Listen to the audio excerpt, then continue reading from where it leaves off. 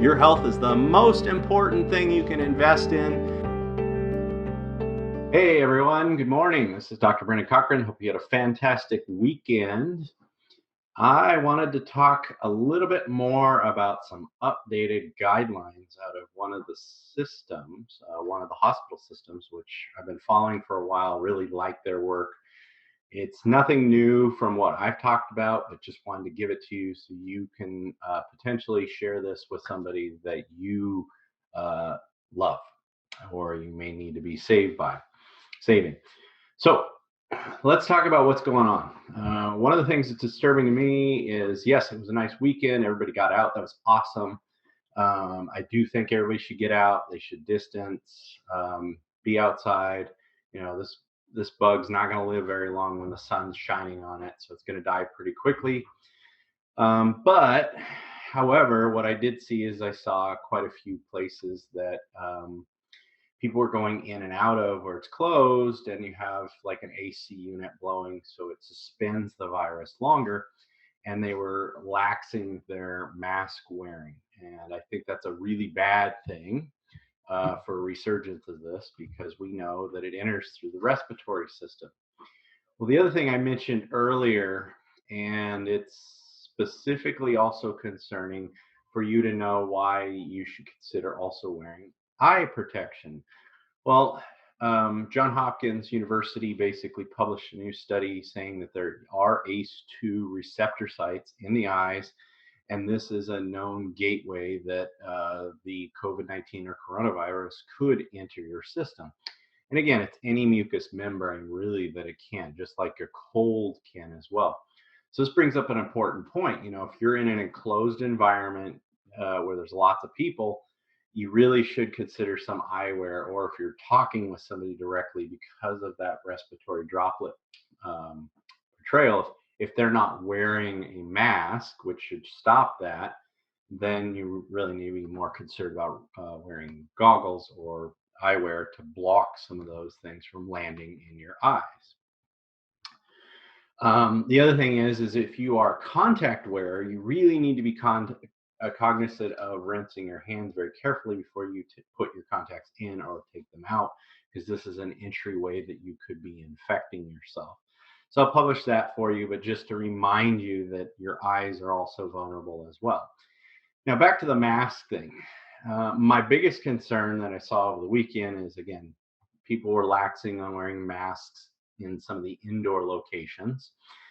The other thing that I noticed is people are still wearing their mask where it's covering their mouth, but not their nose. It doesn't really work that way.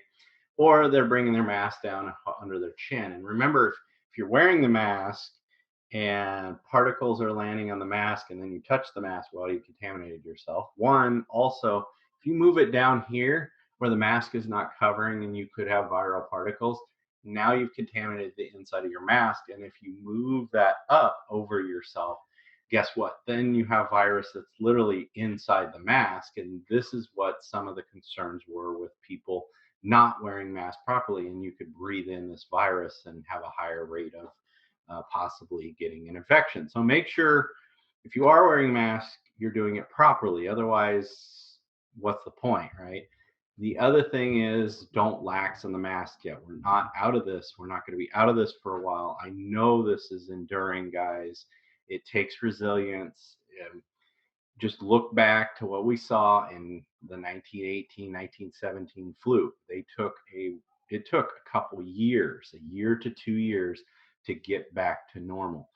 And in order for us to get there faster, we have to wear masks. We have to be diligent with sanitization of ourselves, hygiene of ourselves, and that will slow this thing down and let it burn out much quicker. But if we are incompetent and we're around people and we're not doing those things, guess what? This is going to go on a lot longer.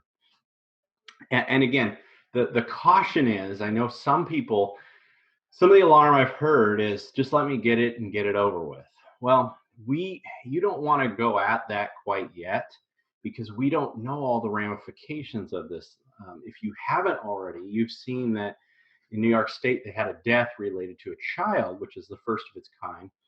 And this child didn't directly test for COVID right away, or coronavirus, but they were exposed and they got it, and then they got over it, and then several weeks later they got this inflammatory condition that looks like Kawasaki's that I talked about earlier.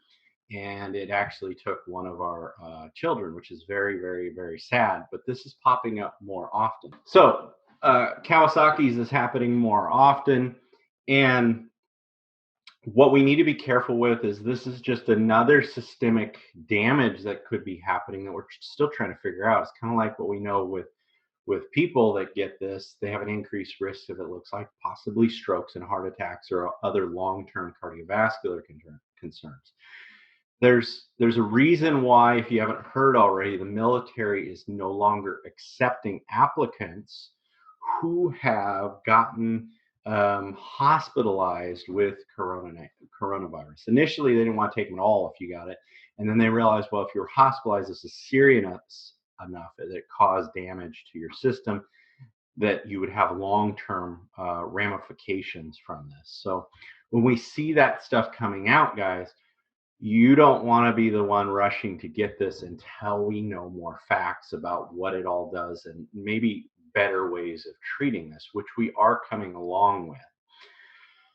And my concern, why I bring this up more, is in Washington State on the east side, they had a quote coronavirus party where people got together with an infected person. And again, it's not like a chickenpox party where chickenpox, you get together.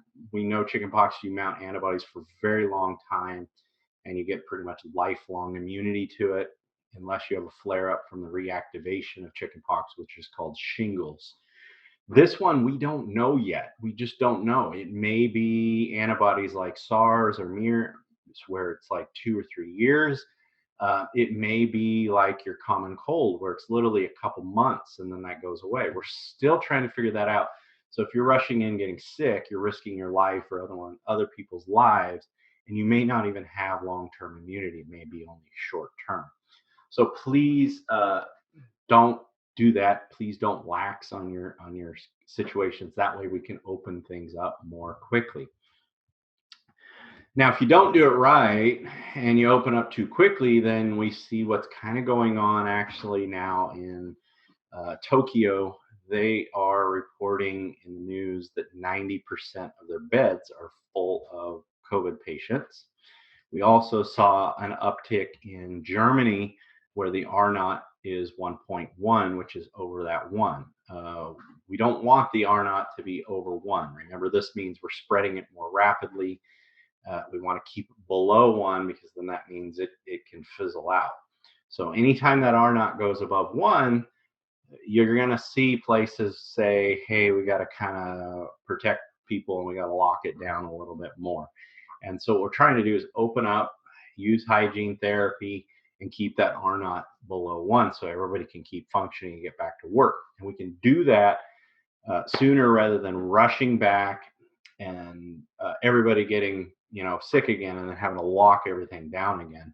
It's just it's going to cause a lot more harm if we have to lock everything down again, because some people are not listening. So we do need to be cautious. We need to be very careful with this.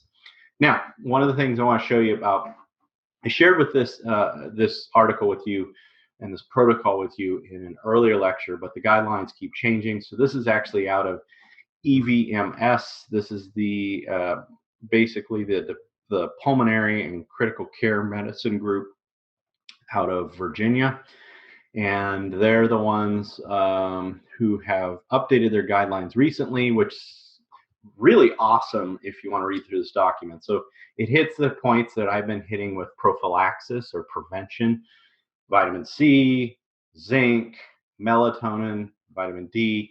I would add to that elderberry as well, and some of the others in green tea. And then they talk about symptomatic patients that are at home. So if you get symptoms and you're at home, your vitamin C is still there, but now you add, and your quercetin is still there, your zinc, your melatonin goes up a little bit. The option, which I think is a good idea, because we're finding out this is a clotting disease, is a baby aspirin to full dose aspirin. would also be optional. And on here is optional is hydroxychloroquine, which we've heard from most countries except our country, who again is so focused on left right and not looking at facts and maybe putting it to the test. Hydroxychloroquine in my book looks like a something that you should definitely consider if you can get a handle of it. I know some of our compounding pharmacies are able to, or the retailers are not able to right now. So that is also part of their if you're at home protocol. And it's not a very long time with the person on hydroxychloroquine. It's like basically 5 days that they do that. Then they move into if you are mildly symptomatic, but then you have to enter the hospital setting. And everything stays the same from above, but instead of baby aspirin or aspirin, now we're using something like enoxaparin or Levinox, which is a pill form of heparin that we talked about. Awesome. Remember I talked about heparin? Hey, some people are listening. Some people are actually like-minded and doing this stuff, right?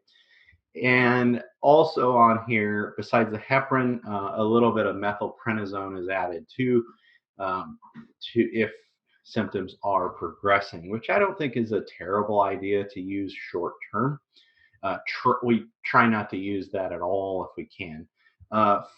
Famotidine, which is basically an antihistamine type of medication, also shows to have some immune stimulation properties, was also on this list as well. Hydroxychloroquine, of course, made the list, and then some other more other procedures going on. And then if you got into this really bad cytokine storm, then you started to see actually on that list more methylprednisone and actually vitamin C as an IV, and then a full anticoagulation study plus support for that. And trying to use everything you can not to put a person on a ventilator, or if you have to, using a lower pressure setting like we talked about earlier. Now, again, the changes I would make on this is if somebody came in and they had mild symptomatic on the patient floor, they would be getting vitamin C as an infusion. I would also consider doing either nebulized or vitamin or pushes of glutathione onto that mild category as well if they needed to come in. So definitely a good move.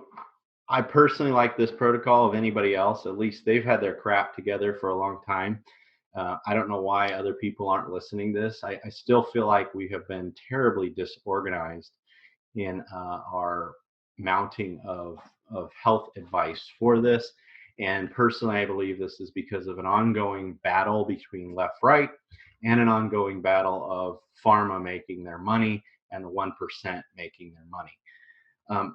It's wrong, guys. It's really wrong, and I'm hoping something comes of this. I'm hoping enough of us don't put up with that crap very long, because it really is making things more challenging for everybody to get back to normal. All right, guys, have a great week. I'll talk to you soon. Please share this content, hit the like button.